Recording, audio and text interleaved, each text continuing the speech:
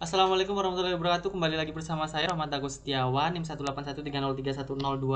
Di sini saya akan membahas mengenai elektrokimia, tentang telaah kimia SMA 3. Langsung saja yang nomor satu, disediakan sebuah leburan Al2O3 menggunakan elektroda inert. Berapakah volume gas yang dibebaskan? Dalam keadaan STP, arusnya 8 ampere, T-nya 100 menit, T 100 menit kali 60 detik berarti 6000. Nah, di sini karena perhitungan muatan listriknya itu seperti ini. Nah, ini sebenarnya sama sih tadi, EIT kayak gitu. Jadi di sini sudah jelas, reaksinya juga sudah ditampilkan. Pada persamaan reaksi yang dapat diketahui bahwa 4 Faraday, 4 elektron dibebaskan 1 mol O2 karena muatan listrik yang digunakan sebanyak 0,5, berarti yang dibebaskan adalah, karena 4 itu sama dengan 1, kalau 0,5 itu berarti 1 2 3 4 per 8. 4 banding 1 sama dengan 0,5.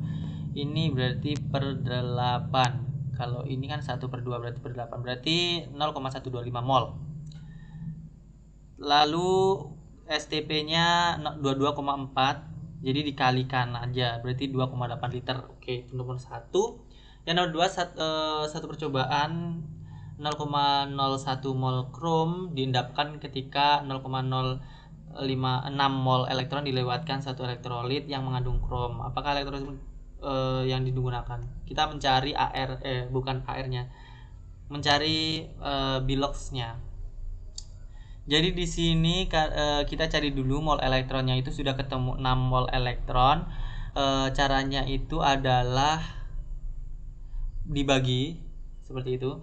Lalu reaksi pada katode 6 plus dengan 6E Cr. Berarti di sini muatannya adalah 6 plus, Cr6 plus. Dari situ kita tahu bahwa ada ikatan-ikatan dengan beda bilox dari Cr, senyawa-senyawa. Itu kita cari yang 6 plus. Berarti yang dipakai adalah itu, Na2Cr2O7. Untuk yang nomor 3, ketika 193 Coulomb arus listrik dialirkan melalui leburan senyawa suatu logam 1 kali 10 pangkat min 3 mol atau logam mengendap di katode. Manakah logam yang dimaksud? Ini juga sama, kita cari dulu Faraday-nya 2 kali min 3, karena di sini 193 dibagikan 96500. Lalu Faraday digunakan untuk mengendapkan 1 kali 10 pangkat min 3 mol logam. Jadinya reduksi kation logam N plus ditambahkan Ne menjadikan Ls, ini logamnya. Muatan ionnya itu 2 kali 10 pangkat min 3 dibagi dengan 1 kali 10 pangkat min 3. Jadi muatan ion logamnya itu adalah, nah ini loh, ini kan dibagi kayak gitu, dibandingkan N-nya sama dengan 2, sehingga yang termasuk dalam hal ini ya ini Cu, Pb, dan logam lain yang memungkinkan tereduksi dengan menangkap 2 elektron. Intinya logam-logam yang menangkap 2 elektron itu memungkinkan di sini. Yang nomor 4, larutan perak nitrat di elektrolisis. Berapakah elektron yang dibutuhkan untuk mengendapkan 1,08 gram perak pada katode? Diketahui ArAg 108 dan L sama dengan tetapan Avogadro. Reduksi pada katode reduksi kation itu Ag plus Aks ditambahkan E menjadi Ags berdasarkan perbandingan koefisien antara oksigen dengan E0.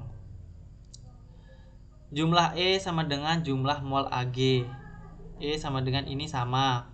Jumlah E sama dengan massa Ag per massa molar. Berarti mol ya. Mol ini rumus mol.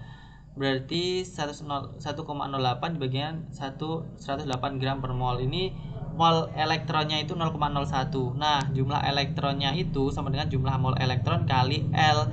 Jumlah mol elektron ini kali L, berarti jumlah elektronnya itu sama dengan 0,01 L, sama dengan L per 100. Seperti itu.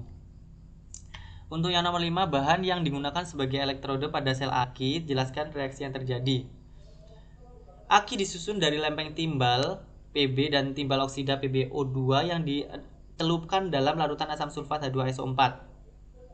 Apabila aki memberikan arus, maka lempeng timbal Pb bertindak sebagai anode dan lempeng timbal dioksida PbO2 sebagai katode. Adapun reaksi yang seperti ini. Untuk anodanya Pb ditambahkan SO2 min PbSO4. Nah, untuk katodanya PbO2 itu ditambahkan SO4 2 min sama dengan PbSO4 sama, namun di sini penambahan 4H+ dan 2 elektron. Reaksi totalnya adalah Pb ditambahkan PbO2 ditambahkan 4H+ plus 2SO4 2 min menjadi 2 PbSO4 solid dan 2H2O. Untuk yang nomor 6, pada elektrolisis larutan CuSO4 dengan elektroda PT dialirkan arus listrik sebanyak 2 ampere selama 965 detik. Air Cu sama dengan 63,5. Berapakah banyaknya logam tembaga yang dihasilkan?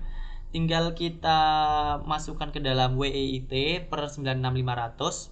63,5 dibagikan 2 sama dengan ini kan 2 ini berasal dari 2 plus. Hasilnya 0,635 gram. Berarti W itu kan berat, massa. Banyaknya logam tembaga yang dihasilkan itu 0,635 gram. Yang nomor 7, elektrolisis umum digunakan untuk mendapatkan logam murni dari ion-ionnya. Satu percobaan dilakukan dengan memberikan arus sebesar 3 ampere selama 2 jam terhadap larutan ion logam X yang memiliki muatan 2+. Di akhir percobaan diperoleh logam X sebanyak 7,11 gram. Logam X tersebut adalah, kita awali dari I sama dengan Q per T. I sama dengan N dalam kurung E min kali F per T. 3 ampere sama dengan NE kali 96500 dibagi 2 jam kali 3600 detik per jam. Ini dijadikan detik dulu, berarti NE sama dengan 3 kali 7200 detik per 96500 coulomb. NE sama dengan 0,224 mol. X2 plus ditambahkan 2E min sama dengan menjadi X. Berdasarkan persamaan reduksi ini, 1 mol X setara dengan 2 mol elektron. Nah, di sini kan mol elektronnya itu 0,224. Berarti dibagi 2. 224 bagi 2 0,11 mol. 112. Penentuan massa molarnya itu berarti NGR per MR. Berarti GR sama dengan N kali MR, berarti dikalikan MR-nya adalah 7 ini, sehingga 63,48. Kita lihat 63, ya intinya 63,5 itu adalah Cu.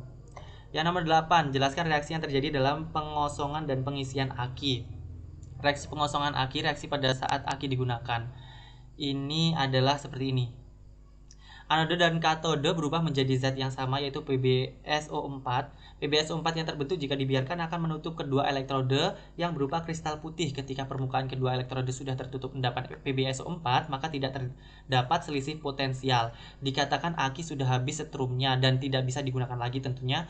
PbO2 di katode dan Pb di anode berubah menjadi PbSO4. Selama pengosongan aki, H2SO4 diikat dan dihasilkan air. Dengan demikian kadar H2SO4 berkurang dan massa jenis larutan berkurang. Berarti ketika digunakan itu asam sulfatnya lama-kelamaan akan berkurang dan membantu pengendapan PbSO4. Ketika aki semakin berat, berarti aki semakin tidak bisa digunakan atau semakin dayanya itu semakin habis, seperti itu. Yang nomor 9, apa yang terjadi pada peristiwa korosi? Tuliskan reaksi pada proses penghambatannya.